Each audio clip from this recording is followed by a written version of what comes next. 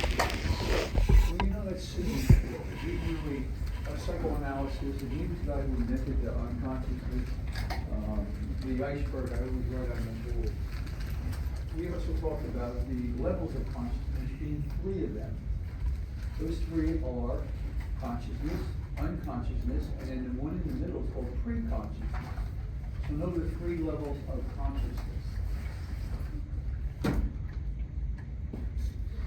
Any questions so far? There's 5 stages of psychosexual development. You need to know what those are. Starting with the oral stage, going to the neural stage, the phallic stage, the latent, and then the general stage. Know something about each one of those stages.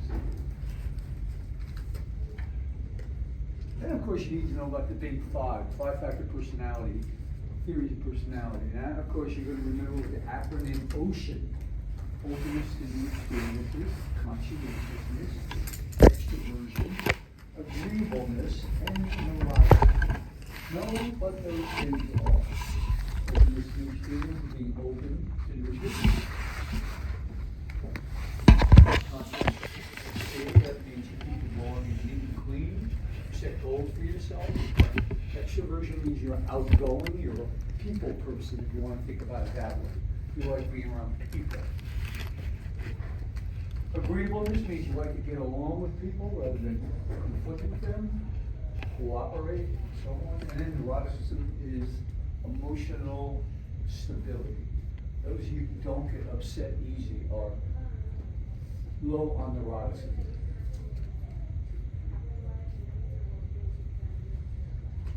All right, so that's known as a 5-factor model of personality. 5-factor model, and they tested you on the 5-factor by using a 5-factor inventory.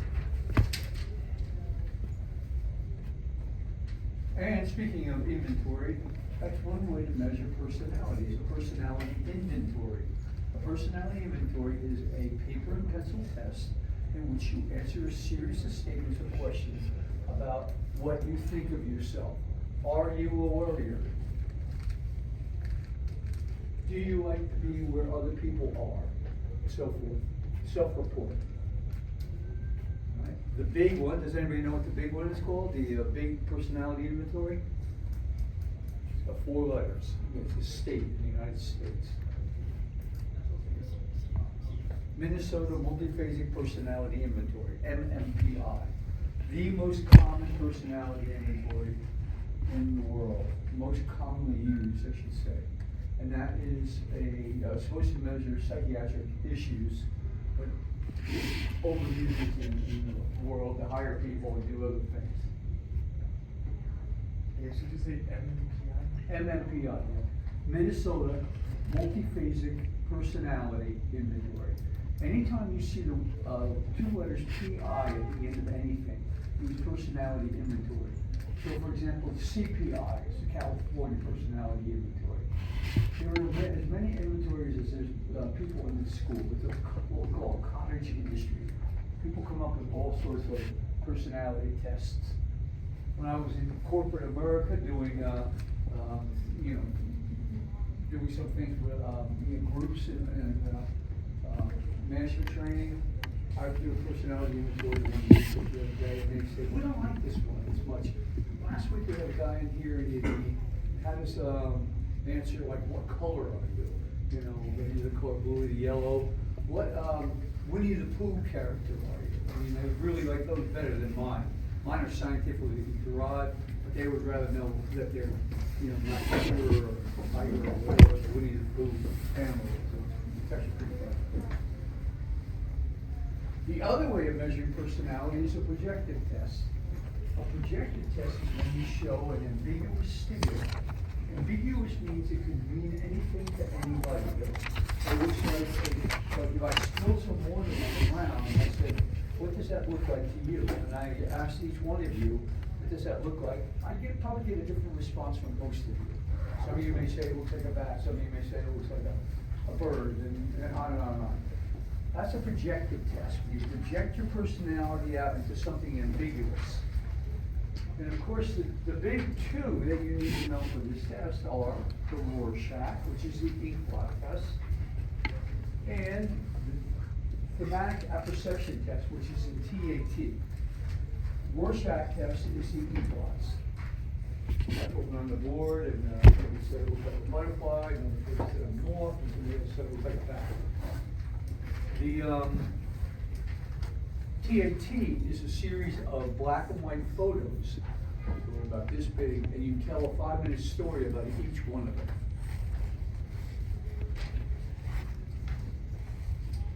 All right? Now, some of the things I didn't go over in class, but you need to know for this test. One of them is the Diagnostic and Statistical Manual of Mental Disorders. Psychologists have a book, much like doctors have the MD book on top of their desk. It used to be a green book that they can look up the symptoms of whatever was bothering you, and they can determine whether or not you had, what kind of disease. Well, psychologists have a similar one called the DSM. Now we're in the 5th series revised. Diagnostic and Statistical Manual of Mental Disorder. Diagnostic DSM 5. I think it's revised. I don't know if there's a newer one, but I'm going to guess it's not. I should know that. And how many of you like to use WebMD? Look up your symptoms, something's bothering you, and you look it up and you see whether or not you can diagnose yourself either. Okay, a lot of people do that. That I want to stay as far away from that as I can, but some people are really interested in diagnosing themselves. And so the DSM is that kind of thing for psychologists. It can tell us something like 300 different psychological disorders. And also, what you need to know is that at some point in life, the studies that we have say that half of us in this room and half of us in the world are going to be diagnosed or could be diagnosed with a mental disorder of some point. So the statistics are pretty, pretty dark. 1/3 of us will all develop cancer in our lifetime, on 30%. Half of us are going to be upset enough to be classified as having an emotional disorder, psychological disorder. Pretty a lot, But some of the things that are considered psychological disorders could be caffeine addiction. You drink too much coffee. Now, it's not all like you're seeing things that aren't there, but half of us will be diagnosed with that. So remember that. Any questions so far? So in the abnormal chapter, there's some of the approaches, for example, the psychodynamic or psychoanalytic approaches to what mental disorders are. Know the different approaches. Know what the learning approach is about psychological disorders. You lose your job. You start, you get sad, and rightly so, you get sad. Well, what happens when you get sad? Well, people are nice to you, and they try to make you feel better. Let me show you love. Well, by definition, that's a reinforcement. And so it's reinforcing to be sad. And then what happens is you want more reinforcement, and you are still getting sad. And then people start to get tired of being around somebody who's depressed all the time. And now you get even more depressed. So the learning approach takes the view that we learn to be depressed because we are getting reinforced for it. I know something about that.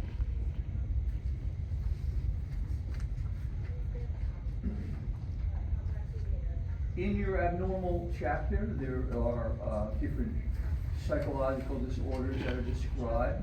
And anxiety, just talking about anxiety disorders, know those. Basically what they are. First of all, there's something called generalized anxiety disorder, or free-floating anxiety. Some people just feel tense all the time. They feel like something bad's about to happen to them. They just wake up in the morning and they dread the day. And it becomes what we call an anxiety disorder. Generalized anxiety disorder, or free-floating anxiety. What that means is you don't really have an object that you're afraid of. You're just kind of afraid all the time, kind of nervous.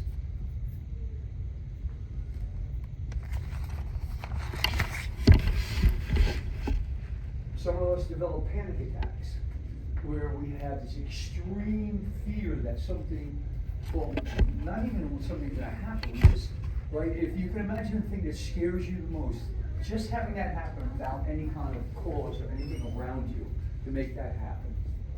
If you ever had a panic attack, you know that I'm probably not describing it as bad as it is. It feels like you're going to die, you know? You're going to go crazy, you're going to lose your mind, you're going to have a heart attack, whatever it might be. Sometimes that turns into agoraphobia. I mentioned that to you. Agoraphobia is when you're afraid to leave your house. You walk towards the door and you start to feel scared, you turn around and come back, you feel better. That's a negative reinforcement. Some people get trapped in their house for the rest of their life because of agoraphobia. So that's another kind of anxiety disorder. Some people have phobias about specific objects. Anybody phobic about anything specific like spiders? Okay. Snakes? I guess you don't see a lot of snakes in New York, but I hate snakes. I just absolutely despise them. Deep water? Okay. Most of us have the same kinds of phobias. You know, the same area of phobia. That's probably evolutionary. You know, our ancestors had them. And the ancestors that had them who were afraid of heights or they were afraid of going out in the dark, those are the ones that live and reproduce. And that's just passed down to us. Right? So we can learn that very quickly and be phobic about the same things that they were afraid of. Now it's interesting, if you don't believe it's evolutionary, you can look at an electrical plug, and that's much more dangerous than any spider. But yet we don't have that fear of electrical plugs. And the reason why is it's not evolutionary. This is two new inventions that actually have been passed down from our cave grandparents, if you will. Right? So that's a specific phobia. When you're afraid of lightning, that's called astrophobia. When you're afraid of thunder, anybody afraid of thunder? That's brontophobia. We have a name for every kind of phobia you can possibly think of. We actually have a name for getting stuck in the chimney. And I'm not making this up, but it's Santa Claustrophobia. Right? Being stuck in the chimney is a specific phobia some people have. How about Triskaidekaphobia? Anybody have that? Triskaidekaphobia. That's a fear of the number 13. Anybody? You know about that? Some people are phobic? Look on in elevators from now on when you go into hotels. See if there's a 13th floor. Often there is no 13th floor in a high rise. Now, obviously there's a 13th floor because you wouldn't have a 14th floor above it. But they won't call it 13 because so many people are afraid of the number 13 that they go from 12 to 14.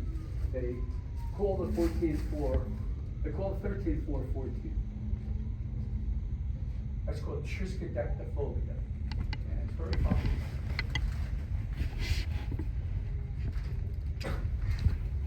So I thought it was kind of cool when now where he is. Baseball player in the Yankees and the other places took the number 13 as his number.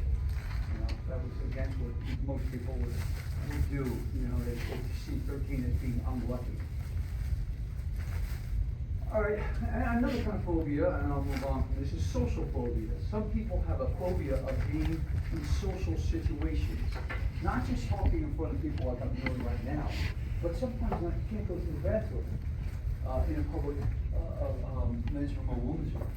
I had a student of mine, different university, 25 years ago, and she had social phobia so bad she could not go and use the bathroom at school. She was about 25 years in school. She would drive home and talk about it and use the bathroom, go to the bathroom, but not. So people can't sign their names in front of others. You know, imagine that, trying to get a loan for a house or a car, not being able to sign your name or get it notarized. That's a social phobia. I've had students where they've handed me notes from their counselor, psychologist. Please don't call their name in class. It's really painful for them to say here. It's a social phobia. And people just have it that way. Oh, I would have to like learn Kevin's name and not call his name. Right? And this is Kevin. All right.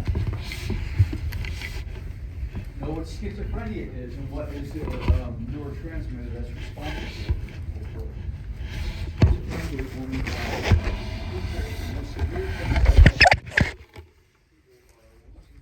reality, they hear voices that nobody else hears, they see things, visions that nobody else sees, they have distortions of perception, they see the prognosis, big hand. Not everybody has all of these things, but those are the kind of things that schizophrenics have. Many of the homeless people we see are the schizophrenics who can't live in society. Now, it's thought that schizophrenia, there's a relationship between the lower class and schizophrenia. There's more people in the lower class that have schizophrenia than, say, the upper classes. And so it looks like maybe the conditions of the lower class are likely to bring those on. But if you look at it a different way, that may not be the reason. It's a downward drift. People who are in the upper class who get schizophrenia no longer can survive in the upper class because they can't keep their high-level jobs and all that, and so they drift down to the lower classes. Also, people in the upper classes aren't likely to be diagnosed like lower classes are. There's a stigma against schizophrenia, and so they're likely to be seen as having something less, with the same symptoms, as something less severe than you are when you're in the upper class. All right, so when you're in the lower class. So in other words, a lower class person more likely to be diagnosed with schizophrenia with these symptoms. An upper class person, somebody who has a lot of money or coming from a rich family or whatever, they're likely to be diagnosed as having character disorder. That's the way the world works. What neurotransmitter? It's dopamine. Dopamine, the same one that was responsible for Parkinson's disease, is also responsible for schizophrenia. When you don't have enough dopamine, you have Parkinson's. When you have too much dopamine, you have schizophrenia.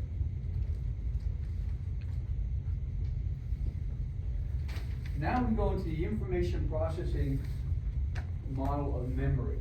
We know those three processes: encoding, storage, and recall. Encoding, storage, and recall. Now, if you've been paying attention in class when we were going over memory, I told you there are three phases of memory. There is the sensory registration, there's the short-term memory, and there's the long-term memory.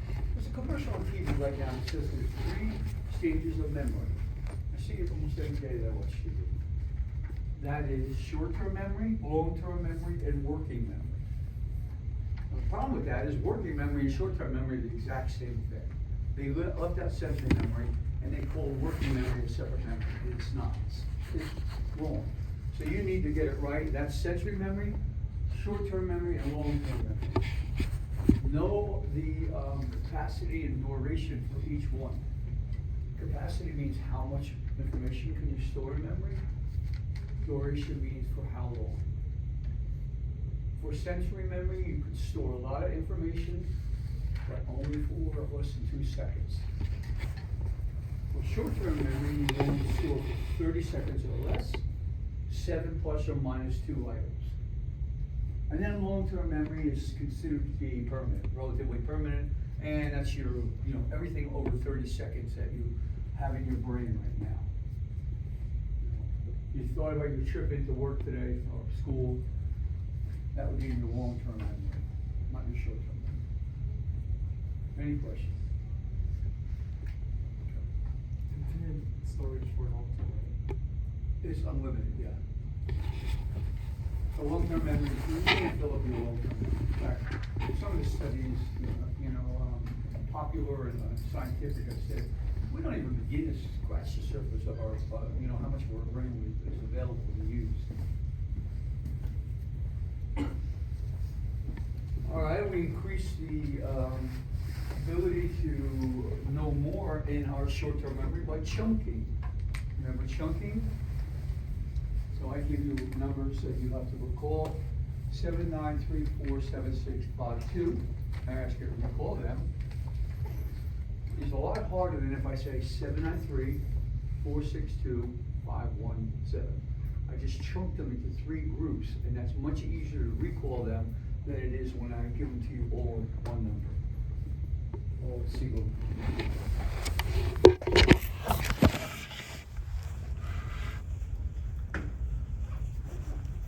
You know what displacement is? And episodic memory. Displacement is when you have something in your short-term memory and you have to learn something new. Like if I gave you 7 names of somebody, 7 names to remember, and then you had a new name come in, you would displace or knock one out.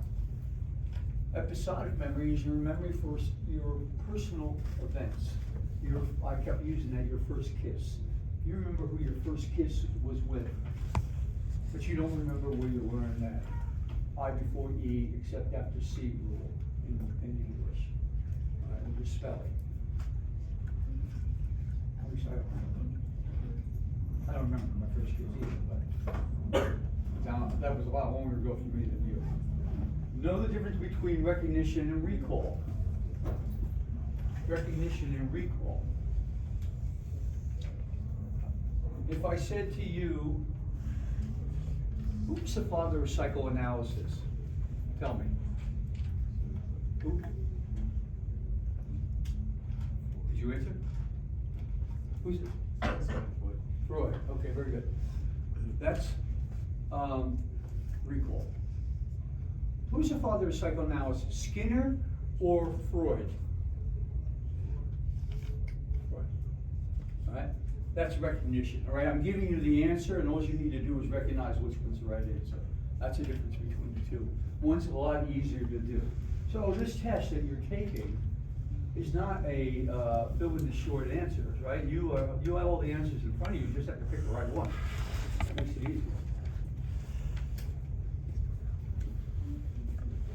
Know about the serial position effect, meaning that the stuff in a list is easier to recall. There's 15 items when you're looking at the first couple items or the last couple items. The primacy effect.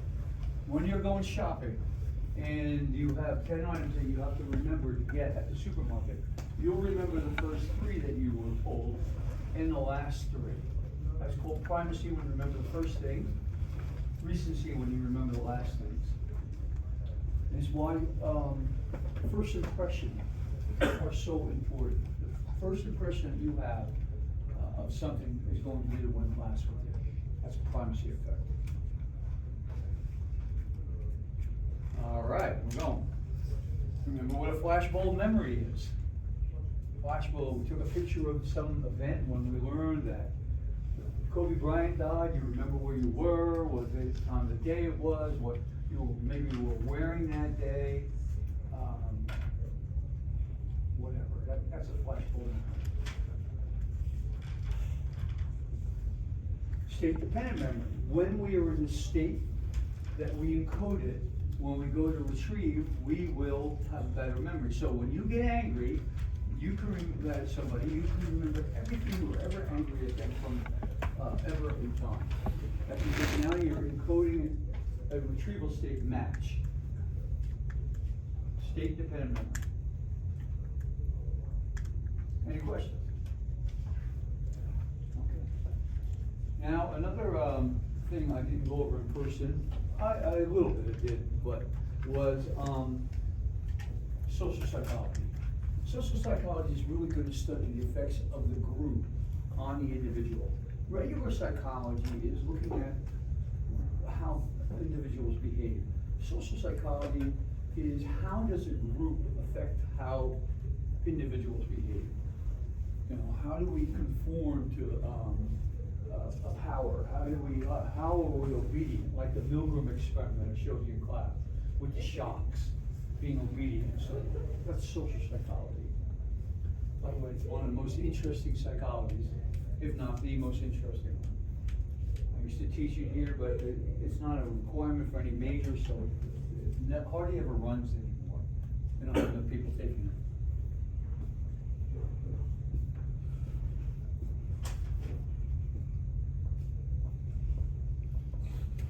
Remember what the fundamental attribution error is. You had to do a little assignment on that, or discussion, I don't remember what. When we look at an actor on TV who's reading a script and they're playing a bad part, meaning that they're a bad person, when you ask people what kind of person do you think that person is, even though they're getting paid to play that part, many people will think that person's a bad person, even though they're getting paid to do that. That's called the fundamental attribution error.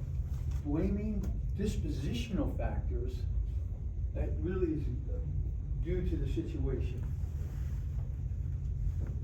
So said more simply, we do this all the time. If somebody is nasty, or let's say there's a waiter or waitress that's nasty to us, we think that they're nasty people. But they might have just gotten yelled at by their manager. And so we don't take that into account that there's something going on anyway. We just said, oh, they're nasty to us, it must be bad people. We don't consider the situation that they're in, and therefore, we're making a fundamental attribution error.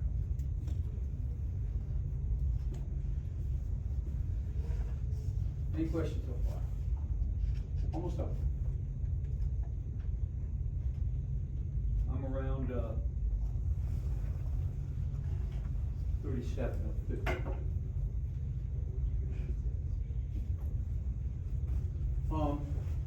The mere exposure effect.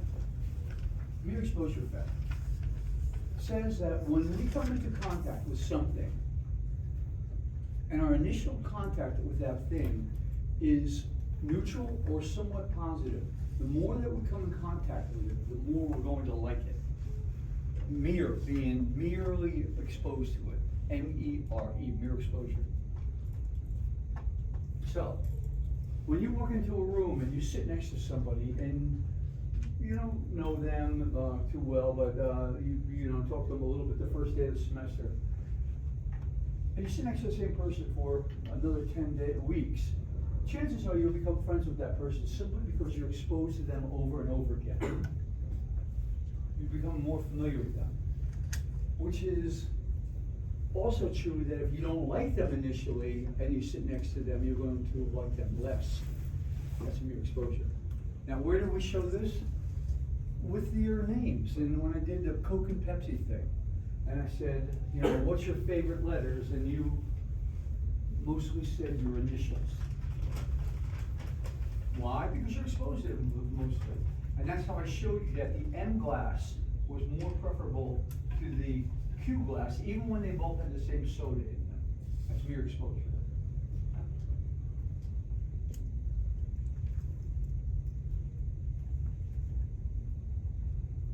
I never explained the halo effect, but I'm going to tell you there's a question. If you look at a religious figure like Jesus Christ, and you look at the top of his head, they have a round circle in there that's bright, and then it gets less bright as it goes further away from his head. It's a halo. Those people know. I'm sure you all know this, but I need to explain everything just in case, because sometimes people don't know. So it's real bright there, and it just halos away. Well, we make halo effect errors all the time, or halo errors. If a person is really attractive, good-looking person, and we are asked to determine what next to a non-attractive person, who do you think is smarter, the attractive person or the non-attractive person? We'll say the attractive person. Who do you think has better, was more well-adjusted? We'll say the attractive person. Whose advice would you take more seriously? We'll say the attractive person. Who's more likely to be psychopathological? The unattractive person. And so on and so forth. Who's more likely to be guilty of a crime? The unattractive person. Halo means when you have a particularly strong opinion about one thing about a person, you'll have strong opinions about everything else in a positive. So if somebody's really good looking, they must be really smart and well adjusted. They're not psychopaths, you know, they're not mean and all that. That's a halo. And it's true, our studies show that attractive people are less likely to be found guilty of crimes than unattractive people. They're more likely to get longer jail sentences than attractive people are. On and on and on, it just goes down the line.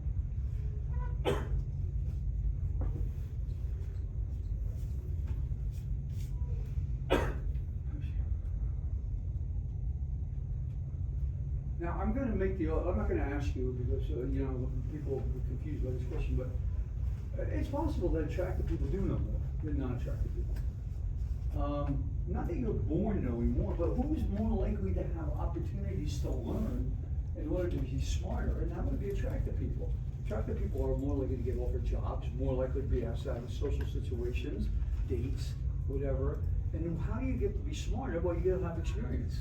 And so the experience, the people who have more experiences, which are attractive people, they're going to have, likely know more than a non-attractive person, and so on and so forth. All right, so there may be some truth to it, that there's a difference. Okay, very good. Okay. Another study I have not showed you in class, but it's in the notes, called the Solomon-Asch experiment.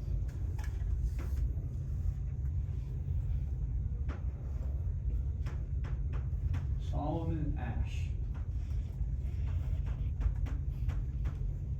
I think it has an E in the end, but I'm not really sure. Solomon. What he did to show how people conform to group pressures, he would have 7 people come into a room. Only the 7th person was a subject. Everybody else was a confederate. They all were part of the experiment. They didn't know that.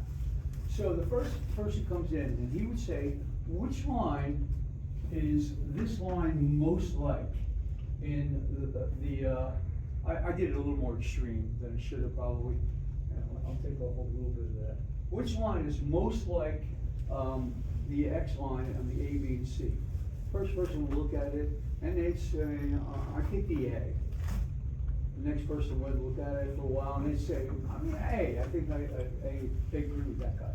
Next person A, next person A, next person A. Now they get to the person who wasn't part of the experiment and they say, well, what do you think?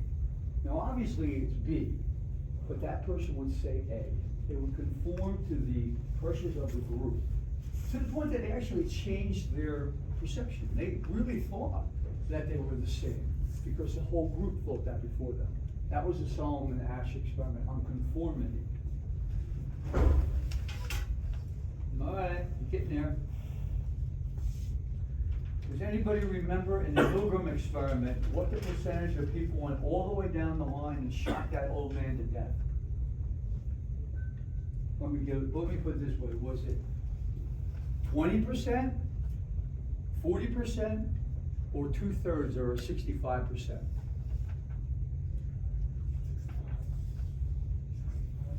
65, yeah. 2/3 of Americans were capable of killing that old man.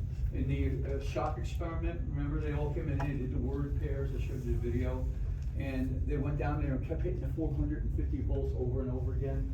So the guy wasn't speaking anymore. And I told you that Nazi Germany could happen here if we had the same kind of event, the same kind of leadership. And I winked my eye at you to say, we still got some time that we have to get through in order to not have that happen.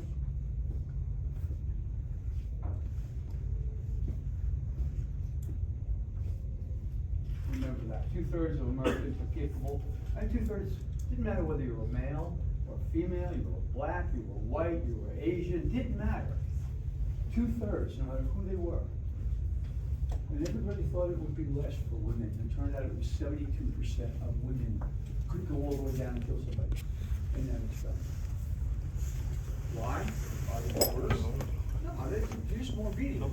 They're more likely to follow orders. All right? A couple other things from the social psychology group. Social loafing. Social loafing is a social disease that happens, like loafing, a loaf of bread. Well, loafing means that you're not working very hard. When social loafing means that when you're in a group, You don't work as hard as you do when you're an individual. Why? Because your individual input is not accountable. So let's put it this way. Let's say you're in the Army and you're asked to dig one foxhole. 10 of you guys are having to each dig one foxhole versus 10 guys digging one foxhole together. That one foxhole with 10 guys digging will not get as much dirt out of it as the dirt that comes out of the 10 individual foxholes. When you are in a group, you're not as likely to give as much effort. And you probably know this already from doing group assignments with people. Have you ever done a research report or anything like that where one person does like most of the work and some people don't do any of the work, but they all get the same amount of credit? That's called social loafing. The free rider effect. Some people that just don't do any of the work and they get the same A on the paper.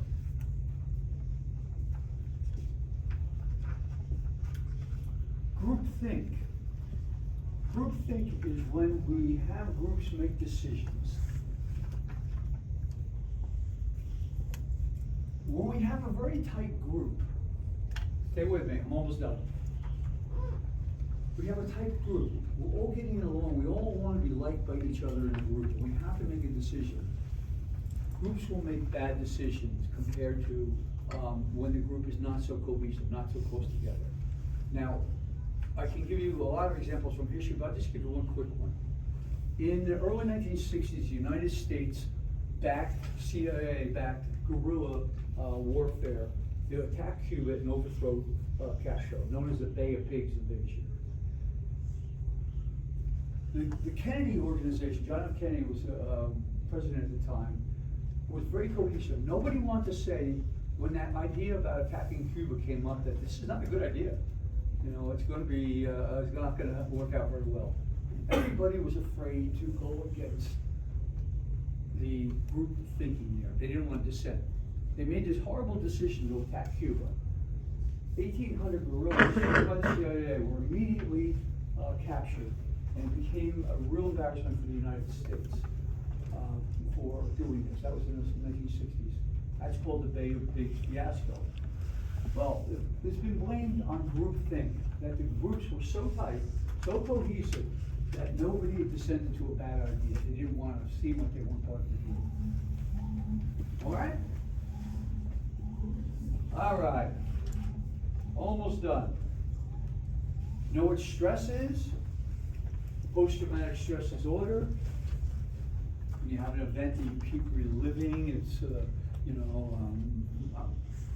soldiers often have post-traumatic stress disorder where they see their friends getting killed at a battlefield and they can't get that out of their head.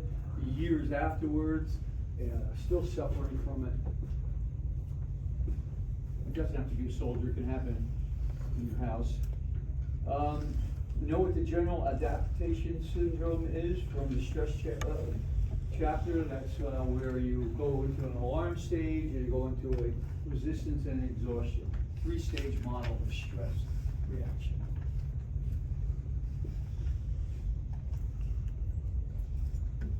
Any of you who have ever been really stressed out, the last stage is when you become exhausted, so tired. And I gave you a assignment on approach avoidance conflicts, things like that. So know a little bit about that. Getting down the end, only 4 more to go. Know what a bipolar disorder is, where somebody fluctuates between depression and mania, also called manic depressive disorder. Why do people have these mood disorders? Chemical imbalances in their head. But here we have too much serotonin. We have too much serotonin, we have manic disorder, we have not enough serotonin, we have depression. Some people fluctuate.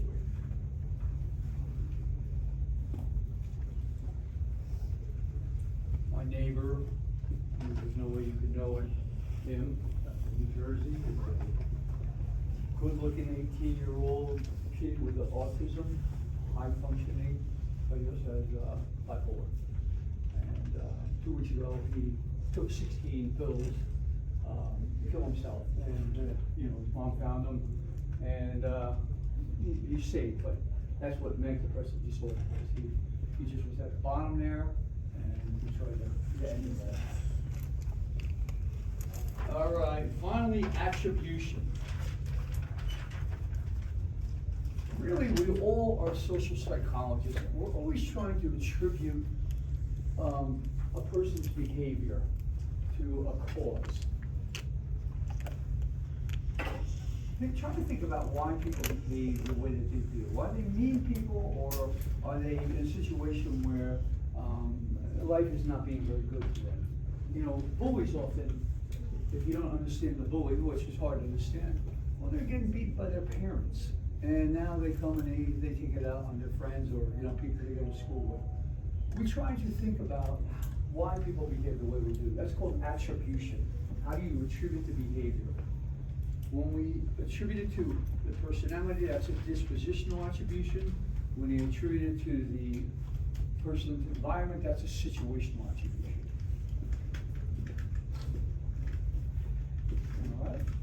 Any questions on anything? The last thing about attribution? Yes, situation. All right, there's two kinds of attributions, there's dispositional and situational. Disposition is like, if I say to you, that lady has a nasty disposition, I'm saying her personality is nasty, right? Situational means, you know, the environment that she's in. So a situational, it's a fundamental attribution error, really, that's what it is. When we blame personality for the way people behave, that's dispositional, that's a disposition. When we blame the situation, which is most of the time is the reason why people behave the way that they do, that's called situational. So I'm going to just give one quick study, and then I'm done. I bring somebody in here to give a talk. I think I gave you this one already once. So I'm going to have somebody give a talk for 15 minutes. I'm going to make that person warm and friendly. Tell them to act warm and friendly towards you. And you are going to, at the end of it, when they leave, you're going to rate their personality, how they, what kind of person they are. You're going to say they are warm and friendly because they will act warm and friendly. Now, I'm going to bring a different person in here, and I'm going to tell you that I'm telling them to act warm and friendly. That's their role. They're going to talk to you for 15 minutes, and you're going to do it because I told them to be really warm and friendly. At the end of the 15 minutes, I'm going to ask you what you think of that person, and you're going to say they're warm and friendly. Because you can't separate out that they're not, that they're doing it for a role that they're playing. You're going to think that's the kind of person they are. That's a dispositional attribution. We're still, even though we're doing the situation is telling them to be warm and friendly, you still blame the personality. But we all do it.